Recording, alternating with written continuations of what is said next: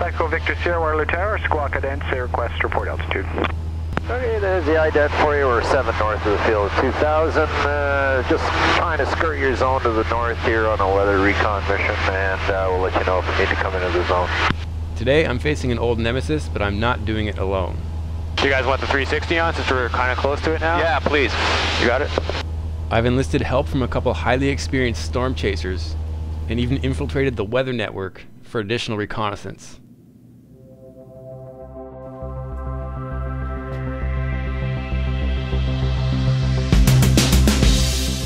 Well, I'm just north of Burlington today to take a unique trip. We're going to take a look at snow squalls from the air. I'm with Steve Thorne from Flight Chops. Stay tuned. Should be an interesting afternoon.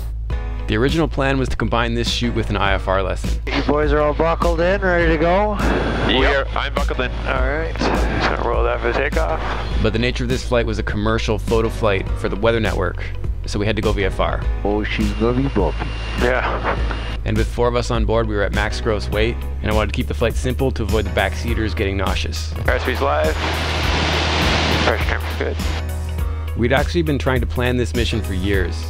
One of the scariest experiences I've ever had in an airplane was getting caught out by some lake effect snow that I didn't expect. And debriefing that flight became one of my early videos before I really knew what I was doing with the channel. But anyway, since then I've wanted to do a follow-up. But to get the perfect conditions for lake effect snow to line up with our schedules and a day that was safe to fly was tough. You guys both on intercom? I don't think I've heard Mark. Well, I tend to not speak while we're taking off because I've been yelled at by pilots before. Yeah. That's fine. No, that's a good point. We want to be sterile. We just want to make sure our passengers are okay. Yeah. No, this is great. George is a crazy adventurous filmmaker and he's been to 60 countries. So, Mark, you and I have been snow squall chasing many, many times. Yes. Never quite like this. This is cool. This is amazing. From huge snowstorms There's a car under here.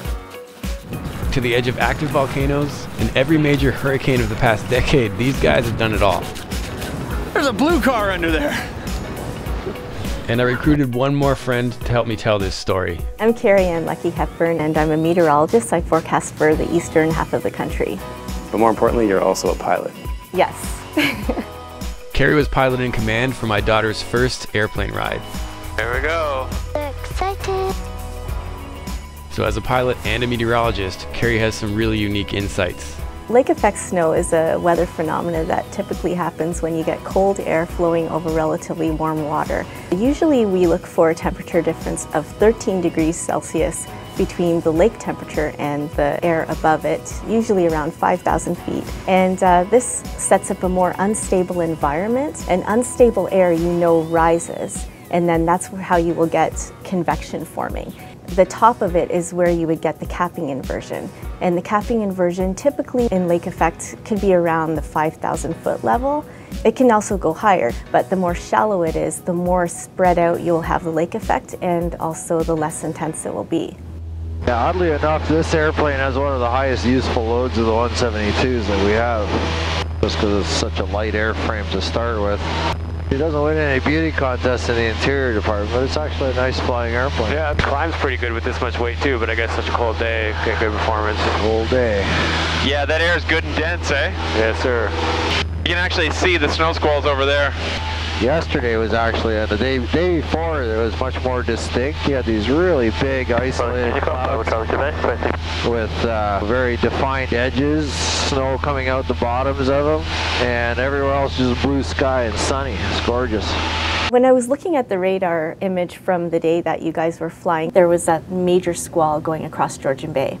So you can see the squall here, but you don't see the whole squall because we're only looking from King City radar, and Exeter radar is definitely showing the more shallow lake effect bands. So you were trying to fly through this to get to the larger squall, which you can no longer see because the radar beam isn't hitting it, but you couldn't make it there because of these more shallow convective snow showers. That's what you're talking about, that kind of light suspended snow that's undefined. Yeah, but it's dense to affect visibility. Yeah, you go into it and it's all sparkly. It looks all very surreal, but the truth of it is you just can't see through it. And it gets really bumpy near that too for some reason. Why would that be, Mark? Is it because of a temperature gradient thing or something? There's a serious amount of updraft going on within the squalls. Yeah. Oh yeah, they're extremely convective. That's what's interesting about them. So I thought it was convective at the lake, and then the wind drags it over, and then they fall. I thought the convection was over by the time it gets into the part. You're still getting convection a few miles inland. I think if you get, you know, fairly far down, you start to lose that convection. Well, yeah, you can actually see a little bit of snow falling over there. It's almost cellular. Like, it's not looking like one solid band. It's like you're getting like these areas of updraft. So lake effect poses a big problem for private pilots, especially because there's such a strong delineation between heavy precipitation and very light precipitation. So is this the edge you were kind of thinking? Well, like I said, I went that way, yeah. And about 8 or 10 miles further that way, it was just like going up the butt end of a chicken. I couldn't see anything. Dennis had been on an IFR training flight earlier that day, which is why he knew about the conditions we needed to avoid, and that it was unlikely we'd make it to the bigger squall we were hoping to see. It's not a wall, but this is the kind of thing that could trap a VFR guy who's like, I could probably get through that. You know, you think you can see, and then you kind of flirt with it, and then all of a sudden you find yourself in what could be complete whiteout, right? Yeah. VFR guys get suckered into it if they want to get there or get theiritis. And a huge difference when you're going into the sun versus away from it, too, in terms of visibility and spatial orientation. These events can happen over a very small area, and they can be fairly thin and miss certain observation stations. So, you know, we'll typically look at observation stations, but the squall might be happening in between that. So it's definitely a good idea to check your radar images and your satellite imagery as well to confirm the position, the location of those squalls. Okay, let me just check in with Toronto. Oscar Fox Sierra, level 5. Oscar Fox Sierra, roger. Your buddy Steve. Oh yeah. Toronto, call Cessna Foxtrot Echo Victor Sierra. Golf Echo Victor Sierra, Toronto, good afternoon. Hi Steve, we're just departed Burlington, currently about 10 to the northwest 2000 on a snow recon mission here, and we'll just be heading sort of north of Kitchener up towards the Mount Forest area back. Alright, good afternoon Dennis, squawk 5536. 5536. We're all friends. So definitely as a pilot, your weather briefing must include looking at the radar and the satellite imagery, because you're not always going to catch these snow squalls or lake effect events if you're just checking regular observations. For a visual pilot, this is as low as you want to let it get. Which is kind of nice, this shot. It shows the landscape sort of disappearing into the murk. Yeah, so the issue with that is you don't have a horizon, and then pilots use the horizon to visually orient their wings level attitude. You can see how you get a situation where you have zero horizon. Like, it's already happening actually right now for me. This is pushing it for good, what would you call this now, Den? We're pushing 5 miles? 27 ground, cross runway 2 to 3 miles in all quadrants. You guys want the 360 on since we're kind of close to it now? Yeah, please. You got it? Perfect. This is my first time flying with a 360 cam. Apparently it turned out great, but I haven't seen it yet. But Mark's episode will share it. We're about 300 meters above the ground, headed towards Mount Forest. Now, the snow squall that's occurring in that area isn't your classic line. It's actually a bit more cellular, so we're getting some areas that are a little bit snowy and a little bit bouncy. You can actually see that, and as we get a little closer to it, it's going to get just a little bit rougher. Now, we're not going inside it because we won't be able to see, but stay tuned. We'll show you a little bit of what it's like here at 300 meters above the ground. Okay, so we're in conditions right now that I would call the minimum for visual conditions right here. So any lower than this, and we're pushing the legal limits, and it obviously starts to get unsafe as well if you're not trained to fly without visual reference. And that's what we're looking at here. So what would you call off the nose right now? 3 miles? Yeah. We're in the light bit of the snow shower now. Yeah. Do you want to do a simulated 180 on instruments? I'll pretend I'm on instruments so you can be the lookout for it? Yeah, because we're going to end up having to do that. We'll do it to the right soon. Okay. I can see it starting to get a little bit darker. So do you guys want to probably get thicker as well? So you guys want to roll for a second? Okay, we'll roll. Okay, so we're going to do a real one, but this is a training exercise. Left on. I'm doing basically what's an emergency 180, so pretend I lost my visibility, and I'm doing this on instruments. So I'm pretending I can't see. It's as if I just got into the soup. Just watch your bank angle there. I hadn't practiced this in ages, and trying to talk through it while doing it definitely unfocused me, and I don't think my scanning was very good. The debriefing with CloudAhoy really showed why you want to do these turns at rate 1 or standard rate, which is about 15-degree bank. Yeah, because you see you get too steep, you can see how the nose dropped, and now you're picking up a bit of speed. Yep. So I'm not looking at the window at all right now, just focusing on my instruments to do a 180. Obviously a little rusty. So I started at 2.7 heading, so I'm going to end on a 90. Okay. So I'm right about there. And then the idea is that you should fly back into where you just were, which should be good, but in this case it didn't really work out right yet. So here's a good example of how even turning around and now even your escape route is closed up in behind you. Yep.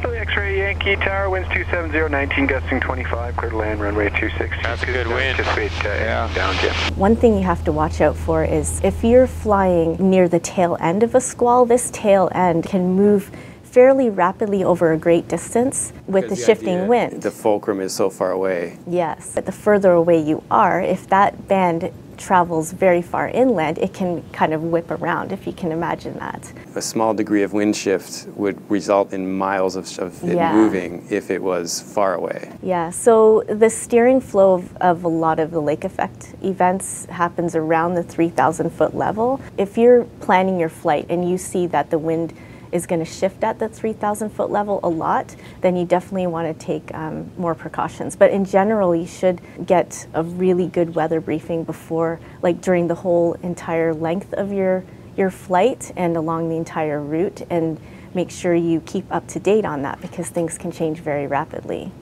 And we're back out. This is amazing. Yeah.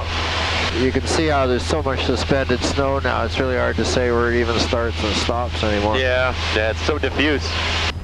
Bouncy, bouncy. Oh, yeah. So what do you want, crosswind practice or short field practice? The last reported winds we'd heard were 19 gusting 25. I'll do a downwind check now, just so it's done. Yep. And we test car beat, or we do leave it on? Leave it on once you start descending, sure. And I hadn't flown a Cessna in like about 6 months before this flight, so the challenging winds were going to make for an interesting landing. There you go, Mr. Rich. Yep. You guys buckled in and all secure? Yep. Guys, make sure there's no loose objects that are not being held onto. We're good. Seatbelts didn't accidentally come undone. So we're going to fly over the field, look at the windsock, and make a decision about which runway? Yeah, because you can then go perpendicular to 3-2, join the downwind for that, or just turn left perpendicular to 2-7. Okay. And we're on traffic, Echo Victor Sierra is about 3 miles to the west. We're going to fly overhead the field, decide which runway to use. Echo Victor Sierra, correct.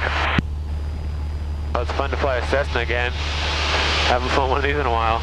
It's all been Chipmunks lately. This is probably the coolest thing I've done today. Think so? That's about a 45-degree crosswind, looks like 12 knots based on the windsock on that side. I'd say go for 2-7.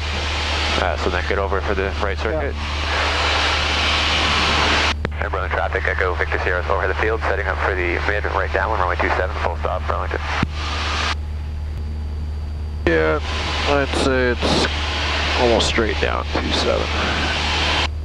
Okay, so this is probably not a flap lever you're used to, so just let me know when you want to flap, but we have to be in the white arc for it.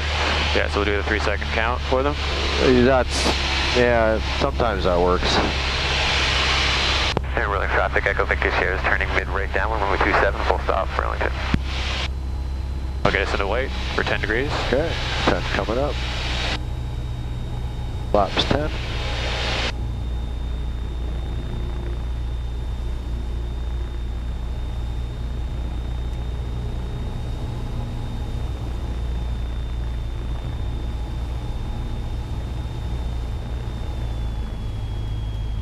We're on traffic, Echo Victor Sierra Film the landing. turning right base, runway 27, full stop, Burlington.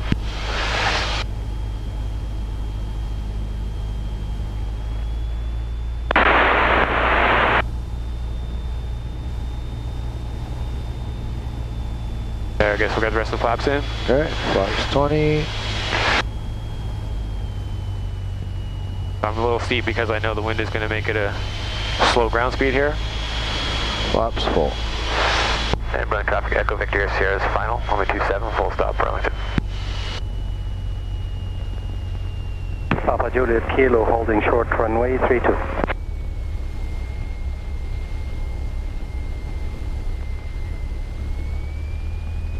I see, I thought I was too high, but I think I'm about right, eh? Looks good. Yeah. A little slow. Give me another 5 knots. I'm actually really proud of how stabilized this approach was. I've always used CloudAhoy to debrief, but they just launched 5.0 and it automatically detects approach segments, which is very cool. It generates this graph which shows airspeed and altitude versus distance. When I first glanced at it, I thought there was an error with my slope capture because the angle was so perfect. And you can see how the speed picked up right when Dennis told me to get an extra 5 knots, stayed nice and stable for the whole approach, and then just as I was starting to round out, you can see it slow down. Now we're a little fast, but not bad. Thanks again to supporters on Patreon and the sponsors for making productions like this possible. This one was kind of extra fun because I realized while I was editing there were so many back catalog episodes that related. You can see them all on flightchops.com. Damn it. Moped! We still intact back there? Kilo rolling down. That's what you call a shitty one. Well, see, a gust caught you a bit, and you start ballooning, and then when the gust goes away, now all of a sudden you got an instant loss of airspeed. I did try to at a time. I saw that, yeah. I guess maybe didn't do enough. Well, we're heavy, right? So Yeah. it takes a while to get that momentum back. It works both ways. Yeah. Please do visit flightchops.com to see the back catalog, but also to join the mailing list and win stuff and keep your flight chops sharp. But Steve's got a good handle on this, and we're in very good hands. You say that now. Steve, is that okay? Yeah, yeah. Okay. Other than the good hands part?